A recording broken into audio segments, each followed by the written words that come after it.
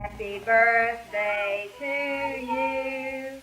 Happy birthday to you. Happy birthday, dear Daddy. Happy birthday to you. Honey, do you feel like you're 79 years old today? I feel like a 16-year-old and have never been kissed. I hope you're going to live to be 79 more. Well, that's a long time. That's a long time. Let's make it just a little bit shorter. Say something to Granddaddy. Carol? She said, did you like that birthday cake? I just think that's about the nicest present in Polk County, Florida. Daddy, tell us about what's the most important thing about your life? Well, Bobby, the most important thing about my life is living it. That's the most important thing I can think of. Well, where were you born, Dad? Where were you born? I think that I was in a bed. I can't remember. I was born in Seville, Florida. It's not a very large city, but the people are mighty nice there. Well, what did you do when you were a boy? I mean, Bobby, I did everything that anybody else could do. From riding a wild steer, shoving the animals off the bridge into the rivers, and I used to milk cows when I was quite a youngster. I started milking the cows when I had to have a pair of stilts to reach the udder. Anything else now that you would like to know? Dad wants to give us your life's history a little later, but Paul and Joanne are about ready to go and want to have them talk first and wish you a happy birthday. This is Happy birthday, and I hope you have many more.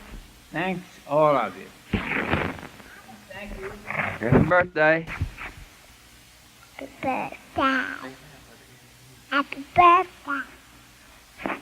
Now that was Paul Braddock Jr. and his wife Joanne and their daughter Carol Ann. This is December 29th, 1961. Mrs. Braddock, mother, Daddy's wife, would you wish him a happy birthday? Well, I've just wished him 79 more. Yeah. I don't know how many more I could wish him. I could wish him 100 more. But I think that if he's feeling this good next year, a year from now, when he's 80, we'll have a big party instead of a small party like this. We'll just have a great big party. How would you like to have a big party, Dad? Oh, that would suit me fine. I've been through a lot of them, Bobby, and I'm still alive. To what do you attribute your long life? Hard work, a lot of good things to eat, and good company. Tonight it's supposed to go down to 21, isn't it? Degrees? It's supposed to be down in the 20s. What do you think about the freeze and the cold weather, Dad? Bobby, I'm hoping I may die in despair. I'm hoping very, very much that we do not have a bad freeze. It would not only affect me and us, we that are gathered here, but it would affect every person living in Polk County, Florida. Not only Polk County, but the entire state of Florida. Dad, I don't know anything more important than hearing you sing an old grave there. I can't think of anything you'd rather hear you sing. Oh, Bobby, we wore that out years ago. But we're going to keep this tape for years and years. Well, that's all right. I'll do my best on it. I'm a little hoarse. I didn't say horse. I said horse. Martha had no gray mule, didn't have any eyes. Turned him out on the railroad track and eat up all the ties. Yawn, yawn, yawn, yawn, yawn.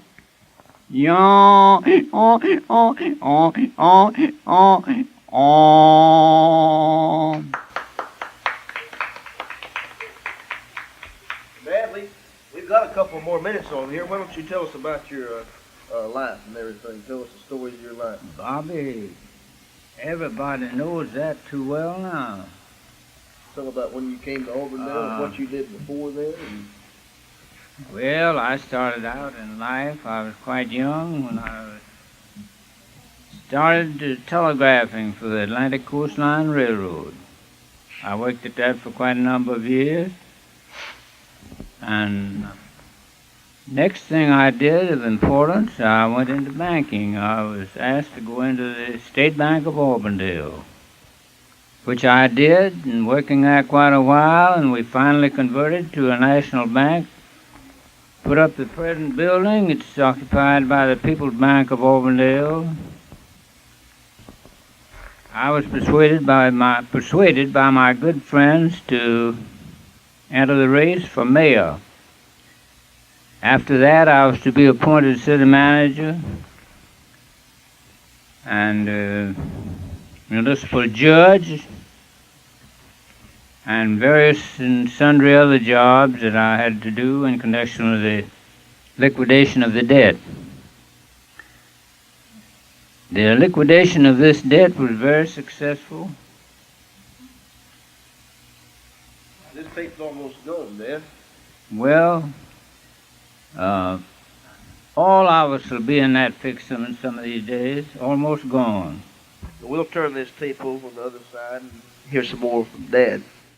Here we are on side 2, and it's still Daddy's birthday, and Paul and Joanne and the baby have gone home, but we're going to let Dad talk at us some more here. And well, here's Mother. Well, this has been a pretty nice day. It's been a very cold day all day, and it's right now at 9:30. It's 38 degrees, so we hope it won't get any lower. Certainly not low enough to do any damage. Honey, what do you think? What do you think that we'll be doing this time next year? What I will be doing? We will be doing. Oh, I hope we'll be doing fully as well as we're doing now. Well, I think we can both run a few races right now, don't you? Yes, I'm ready and waiting. Well, I tell you right now. You mean horse races, dog races, or human races? Well, I think we could outrace the dogs, don't you? I think we could, and I believe we could keep in sight of the horses. Well, I tell you, I think we should have gone out to a show tonight, don't you? We haven't been to a show in a long time. Well, it would have been wonderful, but I've enjoyed being here at home a lot. It was a little bit cold. Dad, what was the most interesting work you've been involved in your life? Calligraphy or citrus or thinking? Bobby, it was all interesting. I've had a very interesting life. There's been some roses and some thorns. Some of it hasn't been as pleasant as it might have been. However, the man worthwhile is the man who can smile when everything goes dead wrong. Dad, say a few more words to us before we go here. What is your favorite hobby? Do you have any hobbies you can tell us about? Well, I used to have some hobbies. I used to enjoy hunting, shooting quail. I got lots and lots of pleasure out of that. I used to fish some every day of my life. Dad, I carried a rod and reel in my car all the I time. was going to say, you've been a mighty wonderful pop, you know. Do you remember what our theme song was? Our theme song, Mm-hmm. Let Me Call You Sweetheart. Well, when we first met, you remember what we used to play all the orchestras, and we'd go out and you'd go over and tip them to play Always. I'll be loving you always with a heart that's true. Always, not for just an hour, not for just a year, not for just a year, but always.